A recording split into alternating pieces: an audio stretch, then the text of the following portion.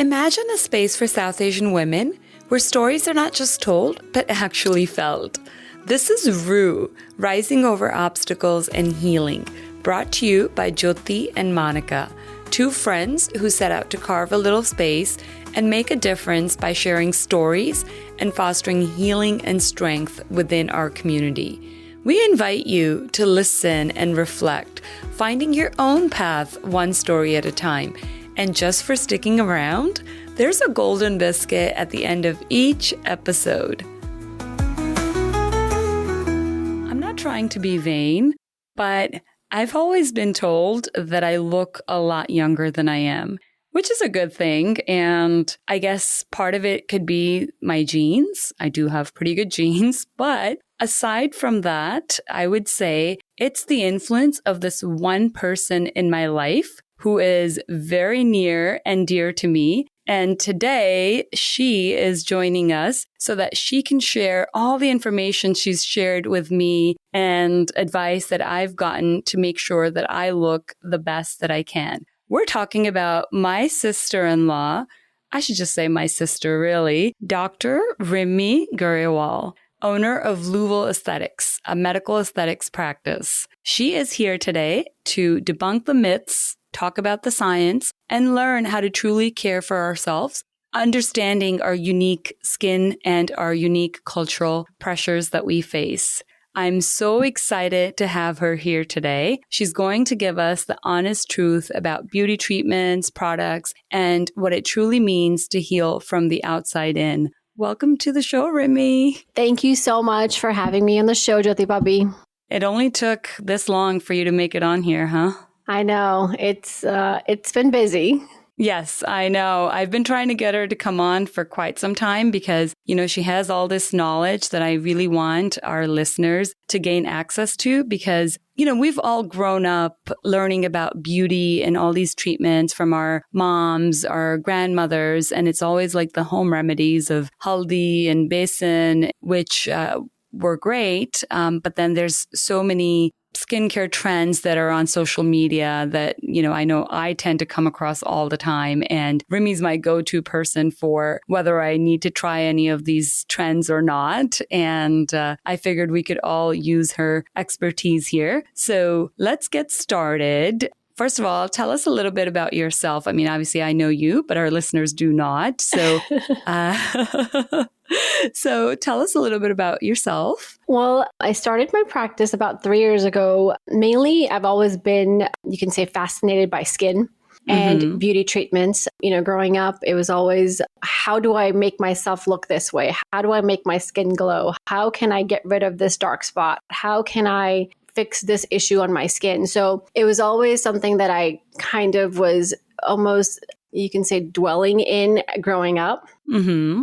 And as I got older, medicine obviously was something that I really, truly desired to go into. One of the biggest factors was my buaji. She was a physician. My dad's buaji was a physician. And it was almost like, well, I have to be a physician too for my kids, to be. Well, of course, my kids need a bua who's a physician. You got to keep the family tradition alive. I know. So that kind of. So you did it. So you did it for my kids. I get it. Yes, of course. See, only for you. Yes. And yes. It's always, I think, a field that I've always desired to go into because I feel like I have a very nurturing and caring heart. And I really, truly do like the ability to care for, patients and people I don't necessarily know or who aren't related to me. So it's been a long road, but I've made it this far. Yeah, no, you're doing very well. And I've seen you transition from, obviously you've been a doctor a lot longer than just the last 3 years. Right. But your specialty in this field started about 3+ years ago, right? Yes. It was a desire I've always had that I wanted to pursue. And when the opportunity came, I decided to go ahead and pursue it. And it's something I'm passionate about because even, as I've gone through medicine and even as I've tried different home remedies at home, I realize there's a lot of, issues that we face as South Asian women with our skin. A lot of treatments are not right for us. And, Caucasian skin is different. African skin is different. And, even Hispanic skin is different from ours. So based on your skin type, there are certain treatments that are beneficial for you and certain ones that can actually exacerbate some issues and make your skin far more worse. So that's kind of where I've truly enjoyed learning more and growing that part of my practice as well. And that's kind of where I stand now. I have to say that I love being the beneficiary of this. So thank you. I'm so glad you decided to go into this. The South Asian culture has this infatuation with fair skin. What are your thoughts on that? So I think, there's so many marketing campaigns and treatments out there that, promise you fair skin, but that's actually not us. It's not who we are. The reason we have our beautiful melanin-rich skin is because it actually protects us. So one, it offers natural sun protection. So to some degree, it blocks the UVA and UVB light from the sun and dissipates it so that we get less sun damage. Okay. It doesn't give you 100%, reduction from the effects, but it's definitely a reason why, because where our country is, it offers protection for our skin. So therefore, it reduces the risk of, sunburn, premature aging, and even certain types of skin cancers. There's a reason why Caucasian skin ages faster, has higher risk of skin cancer, and why they burn, right? Because their skin lacks that pigment, which is our beautiful melanin. And the other is it slows down aging. So there's a reason why South Asian women, even Hispanic women, and even African women, why we age much more slower compared to your Caucasian female. Yes, right? You're right. Yeah. The other benefit is that we have a thicker epidermis, which is the thickness of our skin, which is much more resilient and can take environmental changes because we have that thickness to protect us. So these are all the benefits of our melanin-rich skin. So we should truly embrace our beautiful skin. Yes. So we should not strive to look fairer and to try all these, I think there's so many treatments out there that promise to make your skin lighter, which probably do more harm than good. Yes, because, these creams, these fairness creams, or these, brighter, healthier complexion creams actually contain ingredients like steroids and mercury that can actually damage your skin and thin out your skin, right? So they actually cause more harm over time and expedite, you can say, the aging process, as opposed to if you left your skin the way it was with treatments that are actually going to work for your skin. I see. So you can get fair to a certain degree, but you'll just, look much older and you'll just have other health conditions to deal with. Right. Okay. So let's say no to all these Fair and Lovely and whatever those creams are. Yes. Yeah. Now, let's dive into some of the biggest beauty myths that are in our community. A lot of us were told that brown skin doesn't need sunscreen. Or that we're immune to sun damage. As a doctor, what do you say to that? So definitely, I would say is false, right? It's not true. You do need sunscreen because, yes, even though melanin is protected from the sun, it's not 100%. So everyone needs at least bare minimum of 30 SPF daily, even on cloudy days, to protect our skin from the aging process that, as a result of sun's rays.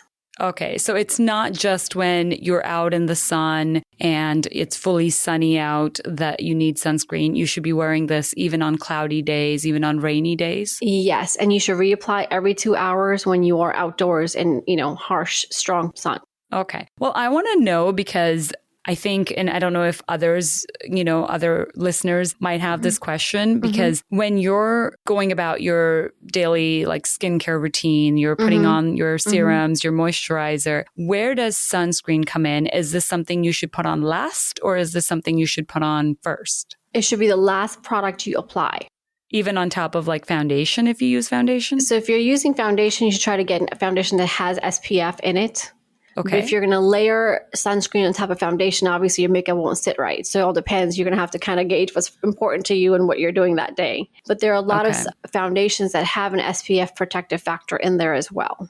And couldn't you just put in 1 or 2 pumps of sunscreen into your foundation? You can, but then if you're depending on your skincare and your skin itself and what you need, you can sometimes do your first layer of a zinc-based sunscreen to kind of make the barrier. But then the zincs are, they kind of cause that white cast. So it depends on the sunscreen. You can sometimes apply a thin layer and then do your makeup, but then obviously you face the risk of your makeup not sitting right.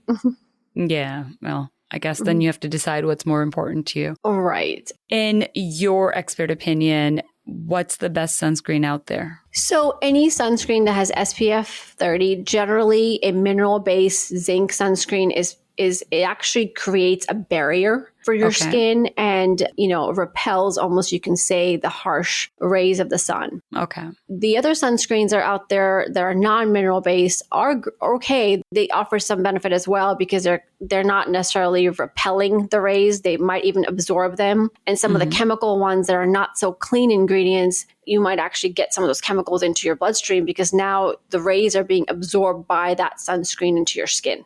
Oh, okay. So looking for a clean sunscreen is really important. A mineral zinc-based sunscreen are options that you can consider. Okay. Some of the brands that, might work. The mineral-based is La Roche-Posay.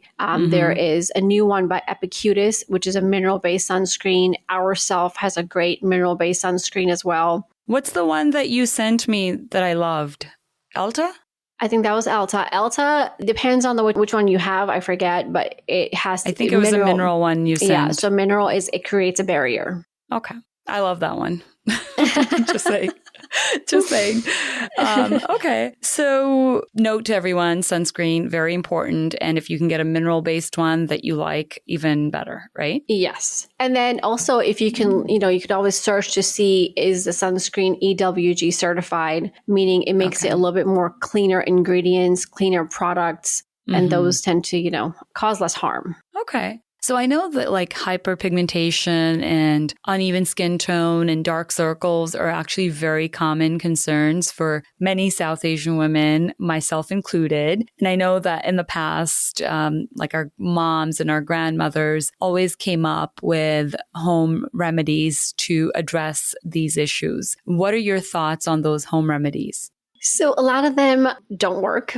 They, let's say, for example, basic one, lemon, applying a lemon or scrubbing a lemon on your face or lemon juice to your face to lighten dark spots, right? Wait, that doesn't get rid of dark spot? Because lemon juice is highly acidic, right?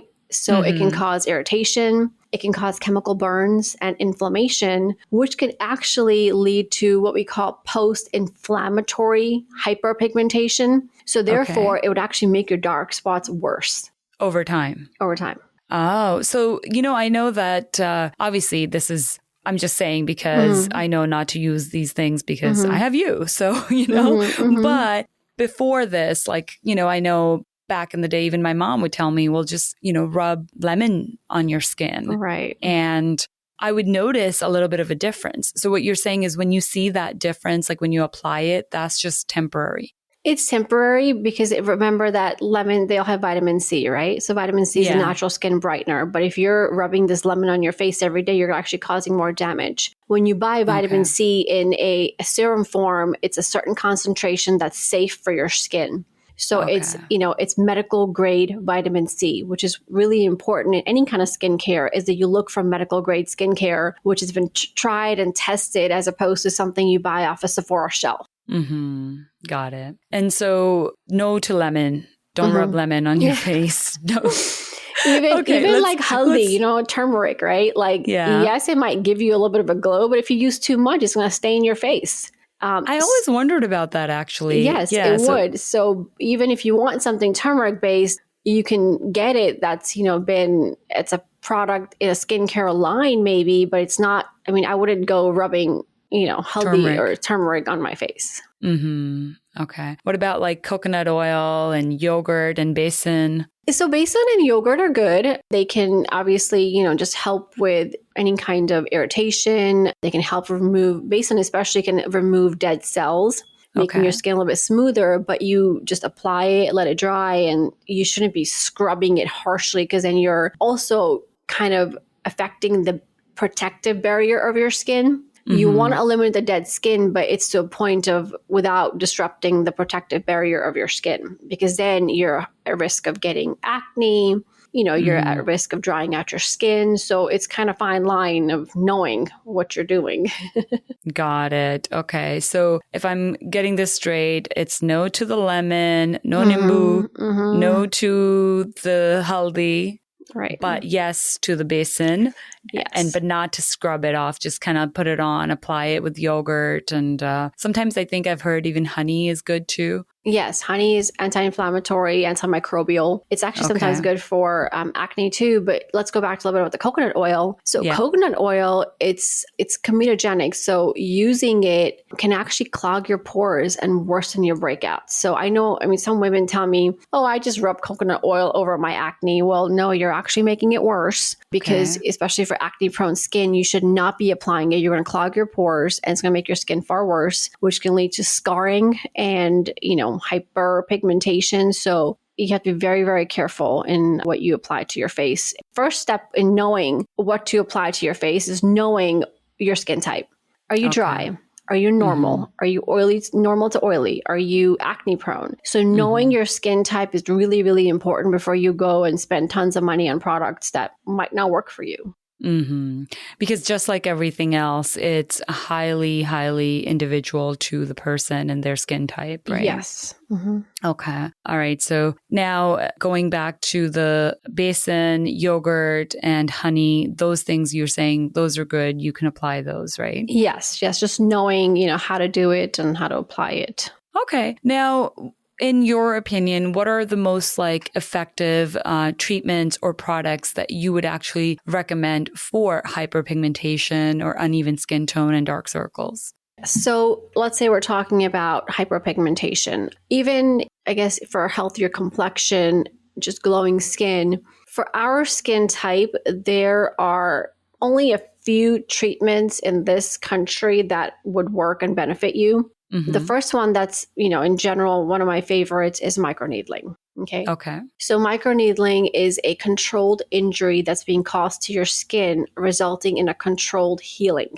Okay. So when we cause a little injury with some needles, our healthy cells rush to that area to help it heal.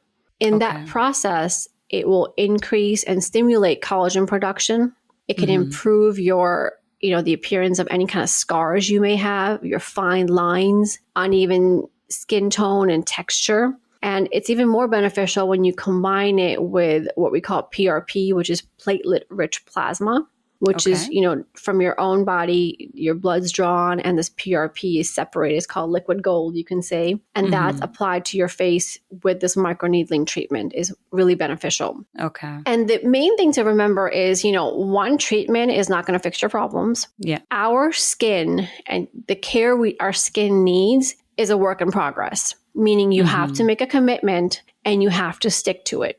Doing a random treatment once a year and expecting results is not going to work. Okay. So committing to your skincare routine so you can have that healthy skin, you can, look your best, you have to make that commitment. So usually with microneedling, I usually recommend at least 3 treatments to start off, at least anywhere from 4 to 6 weeks apart. Okay. And then at least 2 a year after that. Got it. Okay. So initially a set of 3, 4 to 6 weeks apart. And then after that, just at least 2 a year. Yes. Okay. And that should take care of the hyperpigmentation. Yes. And also the other one that we can use is what we call chemical peels.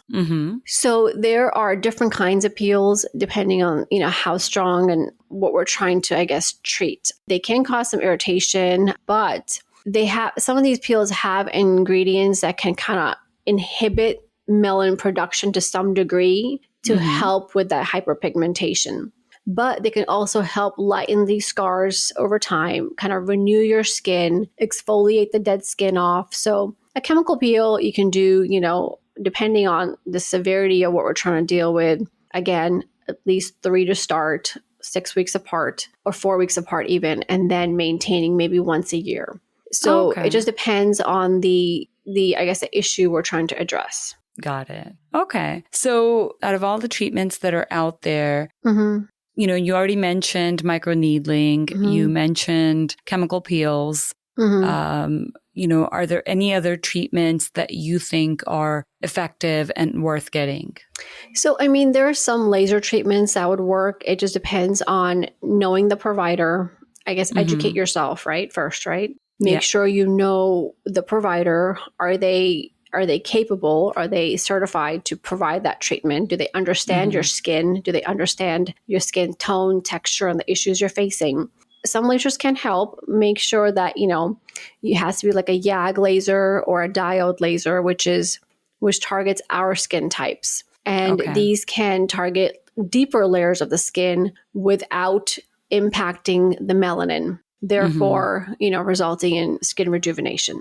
So knowing which laser is going to work before you go in for your treatment, because when you go to some of these places, they want to sell you, a package. And there are patients who've come through my practice with burns on their skin, darkening of their scars, dark spots on their faces, because the proper treatment was not administered. Got it. Okay. And then the other one I would recommend is like a topical.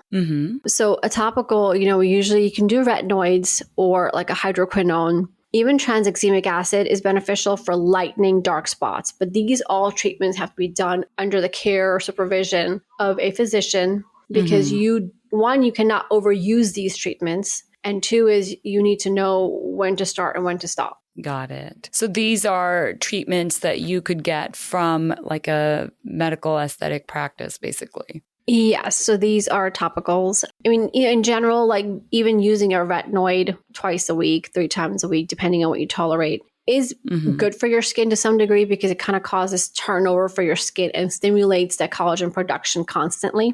Okay. So it's beneficial from that standpoint, but too much can dry you out and too much can irritate your skin. I was told that it can also, over time, thin out your skin. Is that true? No, it does not thin out your skin. Our under eye area is thinner, so therefore it's not recommended to apply there directly. But applying it over a cream is beneficial because it actually can increase the thickness of your skin because it's constantly turning over and thickening. Okay. So this is, we're talking about retinol itself. Tretinoin, retinol, yeah. Okay, and these come in the form of like a serum usually? They can be creams, they can be gel-based. Mostly I've noticed my clients tolerate the retinols that are gel-based because they have what we call hyaluronic acid, which kind of provides a little bit of moisture. It might take longer to show the effects, but it works. And it's not as irritating and harsh on your skin. And what I always recommend is starting at a very, very low potency to, using it once a week to slowly twice a week, maybe every 3 times a week, depending on what you can tolerate, and then only increasing your dose after a certain time after you tolerate the lower dose. Got it. Okay. So tell me about like treatments that are popular that don't actually work. First of all, actually, my first question, what about facials? How effective are facials for addressing any of these issues? Because, you get these that are marketed a lot, like facials that will, address hyperpigmentation or uneven skin tone, or they'll give you a glowy skin. What are your thoughts about that? I think facials are great for just generally cleansing your skin, exfoliating your skin, allowing for your products that you're using to absorb better. Okay. But if we're talking about facials as being a treatment for pigmentation and scars, the jury's out. It doesn't quite offer those results. Okay. Got it. Facials are just more for cleansing your skin and maintaining your skin's barrier and protecting it. And so your products work better, but they're not going to cure or resolve any of your real issues. So what I'm hearing is save your money, just get a basic facial that just exfoliates and cleans your skin and you're good. You don't need to go crazy with like facials that promise all these other things. Yes. There's like 24 karat facials. Yes, you'll get a temporary glow, but you're not going to get that glow to be consistent and continue forever. Yeah, that's just temporary, as opposed to the treatments, which will actually give you permanent work results. From the inside of from the inside out, right? Because you're stimulating collagen from the inside out. Now, this is a question that I want to know from you. As a doctor, what do you say to women who like to bleach their faces? Yeah. So bleach creams are pretty harsh. Mm-hmm. Again, especially I'm sure a lot of those ones are from India, right? Those creams. Yeah. Mm-hmm. They can lighten your hair, but the issue is what it's causing to the barrier of your skin. It can thin out your skin. It can cause, I guess you can sometimes, for some people, they deal with hyperpigmentation in certain areas because when you bleach and you're out in the sun, you're actually going to get more darker spots. Okay.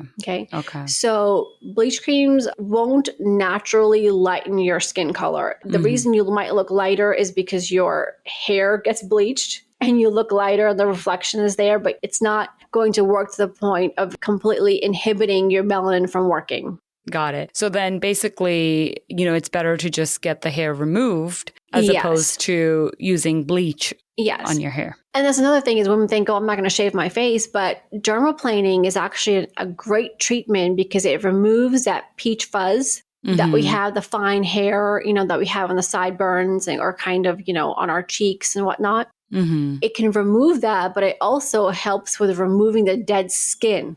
So a monthly dermaplane is much more beneficial and, offers more benefits than bleaching your face. Got it. And not to forget that your makeup will go on smoother, your skin will glow, and you'll have, a great complexion because now you're eliminating that dead skin, causing the skin to turn over and have that healthy rejuvenation occurring every month. Yeah, that sounds good.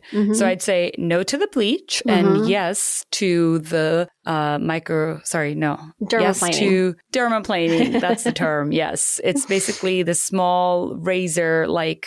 It's not a razor. It's more of a blade. Make sure someone's not taking a razor to your face. It's not a razor. It has to be a fine blade done by a trained individual so that they don't cut your face, obviously, and they understand how to do the treatment. Got it. Now, this actually leads me right into like the unique hair removal challenges that South Asian women have, because I know we often deal with like ingrown hairs and razor bumps. So what are your recommendations for dealing with this? To be honest, I think getting laser hair removal is probably the best thing we can do for our skin. Okay. And that's the best approach for darker skin tones? Darker skin tones, but knowing your provider, knowing which machine, what equipment they're using, because some lasers can cause burns and cause hypopigmentation as well as hyperpigmentation. So that's why it's really important to educate yourself and know who your provider is and are they certified, are they capable, and is what they're using on your skin safe, because they're what we call Fitzpatrick scale, right? It goes from 1 to 6. So knowing where you stand on that scale, 1 is like fair, ghostly white, to, intensely darker skin, right? Okay. So knowing where you stand on that spectrum and then being able to diagnose your skin color based on what they see and then treating you accordingly for your hair type is important. Because the more dark and coarse your hair is, you might need more treatments, but because your skin is darker, the power can't be as high. So it's really, really important to educate yourself before you get any kind of treatment done. Don't let someone sell you a package because it's laser hair removal. That laser might not work for your skin. Yeah, exactly. All lasers are not equal. They're not created equal. Nope. Yeah, got it. Okay. Well, this information has been so helpful, and I'm sure our listeners are really going to be able to benefit from this. What I want to know is that, for many South Asian women, the pressure to look a certain way can sometimes be a major source of stress and sometimes can even be an obstacle to self-acceptance. How do you, as both a doctor and a woman, help your clients move from a place of fixing to a place of healing? So I think our approach always is, natural, confident, and timeless, right? We want to age and we want to age gracefully, but we don't necessarily have to expedite the aging process. If we're comfortable in our skin, great. If we feel like, I need some changes to feel the way, so I feel good, it's okay to get these treatments. There's a lot of stigma attached to some of these treatments. And especially for South Asian women, oh no, you can't look fake and you'll look overdone and you won't look natural. I think the aging process, yes, we have to embrace it and accept it, but it's okay to age gracefully. And sometimes all these treatments can enhance how we age, right? Yeah, you're right. It can kind of slow it down a little bit. I mean, we don't have to rush there. We can get there slowly. Right. Right. And I would like to age as slowly as possible. We got you covered. Yes. Have I mentioned how much I love you? Yes, I love you too. Okay. So what is the one piece of advice that you would give to your 10-year-old self or to a young South Asian girl who's just starting to navigate beauty, self-image, and cultural expectations? I think be happy in the skin that you have. Embrace it. You're lucky. Mm-hmm. You should be thankful for it. It's going to help you in the long run and how you age. And taking care of it now. So, cleansing your skin, make sure you're cleansing, make sure you're moisturizing, make sure if you can do one thing is apply sunscreen every single day. Okay. Yeah. And make sure that as a female, you're getting a clean sunscreen because there are many sunscreens that can disrupt your hormones. Yes. So make sure you're aiming for a clean sunscreen and apply it every single day. Mm-hmm. That is the key takeaway. Our golden biscuit for today is sunscreen. It's something that I've lived by from when I was like 16 years old. That's when I learned about sunscreen and I started applying it religiously every single day. And I have been since then. So I know that this is something that is very important. So for anyone listening, if you're not already using sunscreen, get on top of it. Do this for yourself. Yes. And the other thing I kind of want to mention before we leave is I feel like being South Asian, we focus a lot on these natural creams, right? Like saffron creams and turmeric creams. The issue with these is just because it says natural doesn't mean it's safe. Okay. And a lot of times these creams are not tested. They don't go through clear testing for, heavy metals or, toxins. So it's really, really important to make sure that you know what you're putting on your face because not everything natural is safe. That's a very good point. You're so right about that. It's, I feel like it is an unregulated industry. And, just because something is natural, I mean, I don't know, there's a ton of natural things that grow out there. Does that mean they're good for us? No, Right. So thank you for all this wisdom that you have imparted on us. I know you're a very busy doctor, a mom, a wife, a woman, and to take time out and come on this means a lot. So I appreciate it very much. And I'm sure our listeners do as well. It's a pleasure. Thank you so much for having me. Of course. People, take care of your skin, put on sunscreen. And if you have any questions regarding skincare or beauty treatments, you can reach out to Dr. Rimy Grewal. Her email address is rimyg@thelouisvilleaesthetics.com. That's RIMYG at TheLouisVilleaesthetics.com. And if I spoke too fast, don't worry, email address will be in the show notes as well. Till next week, take care. Thank you for listening to Rue.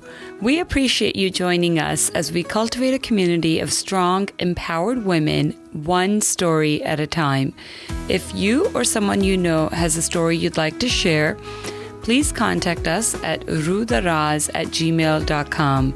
That's ROOHDARAAZ@gmail.com. Also, do us a favor and please share this podcast with your sisters, your mom, your friends, aunties, your eyebrow lady, like any lady you know. You get the idea. Till next time, Kush raho, be well.